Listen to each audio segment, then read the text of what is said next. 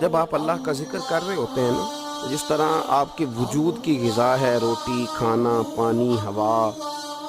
صحت، سانس،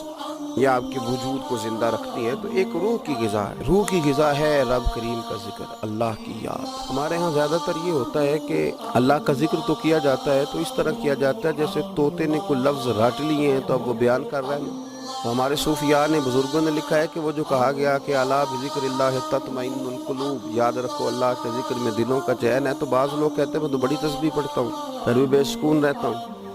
اس کا جواب وہ یہ دیتے ہیں کہ چونکہ انہوں نے اللہ کا ذکر کیا تو صحیح، لیکن اس طرح کرتے رہے جیسا طوطا رٹ کے کر رہا تھا۔ اگر غور کرتے اس بات پر، توجہ دیتے اس بات پر، اگر ان کا یہ ایک ذہن بن جاتا کہ میں بھلا کیا کہہ رہا ہوں، جب ان کی زبان سے نکلتا سبحان اللہ، تو پھر غور کرتے کہ میں نے یہ کہا ہے کہ اللہ پاک ہے، اللہ پاک